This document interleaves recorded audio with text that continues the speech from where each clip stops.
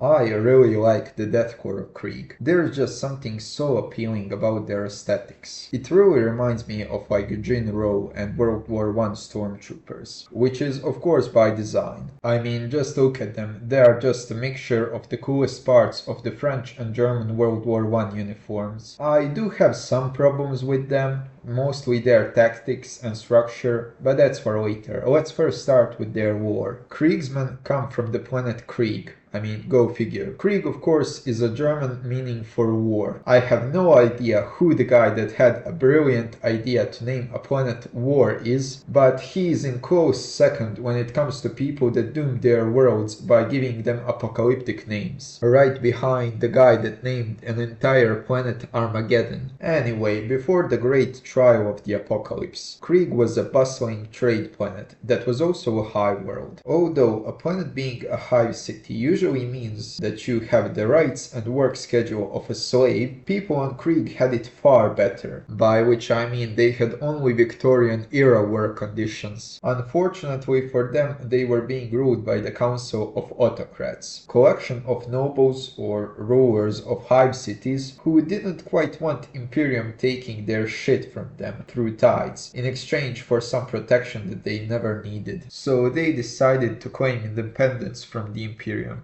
because what could go wrong? Greatly helped by the fact that due to nobles' paranoia of each other, Krieg was one of the best defended worlds, well, at least in their sector, with millions of PDF in each hive world, not to mention orbital cannons ready to make any approaching fleet lose at least half of their force, and a small Krieg planetary fleet ready to deal with the other half. Unfortunately for them, there was one man, one myth, and the legend, Colonel Jurgen, who was ready to put their plans of succession in the ground. You see, Colonel Jurgen was a smart fella, so even before the council decided to declare independence, he was already suspicious of them. Jurgen was an Emperor Glazer through and through, and thus was more loyal to the Imperium than Krieg, making him highly unliked by the ruling council of Krieg. They tried to kill him a couple of times through inconspicuous actions, such as sending him off-world to most dangerous war zone, whilst being in command of least experienced and understrength units. Although it would appear that his Big E simping paid off, because through all of these trials, he distinguished and made a name for himself as a good leader, almost as if the big guy had his back. That or Zinch thought that it would be really funny that one guy destroyed decades of planning of the autarchs. Whichever one it was, after Jurten came back from one of these expeditions, he had a feeling that the autarchs were up to something, so he contacted Ordo Hereticus of the Inquisition, which promptly tortured him, Clockwork Orange style, to see if he was either lying or was corrupted. He wasn't, so they released him and gave him a couple more troops to deal with the council if they started anything. And start something the council did. They proclaimed themselves independent from the Imperium, and that the Emperor was not real and was just a myth in order to control them. Almost immediately after the announcement, all of the hive cities joined Oros, the commanding hive city of the traitors. Well, all except one, Ferrograd. You see, after Jurten heard of the independence, he quickly entered Ferrograd and took it over. But even so, Ferrograd was a small hive,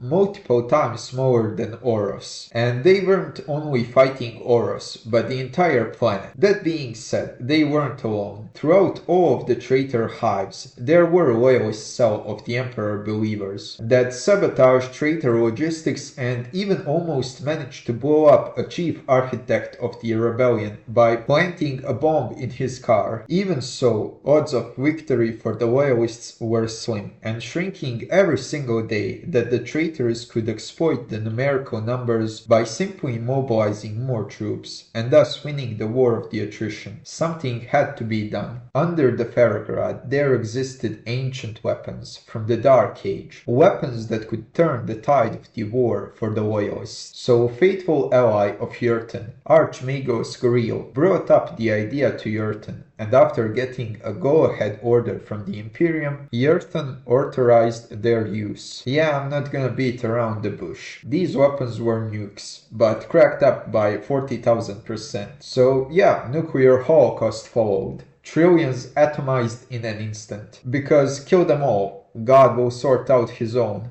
Industry was also destroyed and traitors for the first time were on the back foot. That said, being on a back foot doesn't mean that they were down and out for the count. Well, at least yet. So 500 years of war followed, but the outcome was never in question. Loyalists won with significantly heavy casualties. After ending the war, Krieg rejoined the Imperium. The Administratum, seeing the appalling conditions and war-torn nature of Krieg, decided to send them shipments of aid and relief, and congratulate them on rejoining the Imperium. Nah, I'm just fucking with you. They told them that they were late on their taxes and that they should send a regiment of guardsmen if they wished to not get blown up again. Krieg took them up on their offer and sent 20 regiments that performed better than most elite regiments of the Imperium.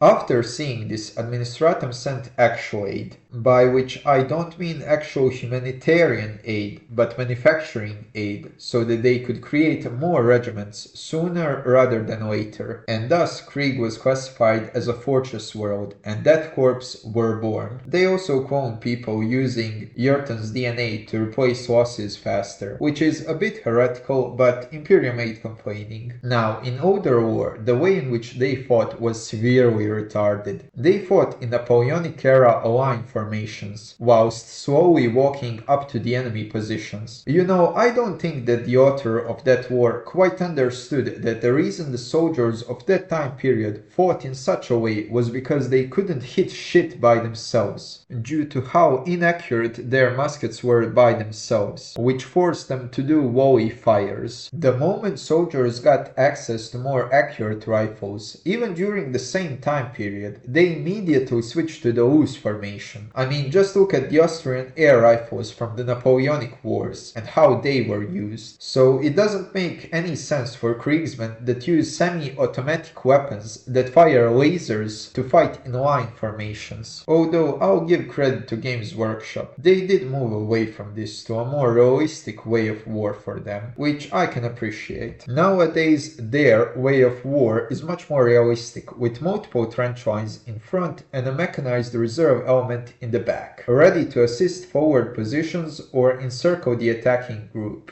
Games Workshop also seems to have given them some more love in the war, with them showing an excellent performance in Octarius, well, at least so far. Speaking of Krieg lore, I can appreciate Krieg books being the only ones to cover logistics and how hard it is to maintain an army in the field, and the use of a best army transportation vehicle, the Humble Train, serving the armies of men since 1870. So that would be it from me, for at least now. I could talk about different Krieg ranks, but that's the topic for another video. So for now, if you like this video, smash like and subscribe, and goodbye.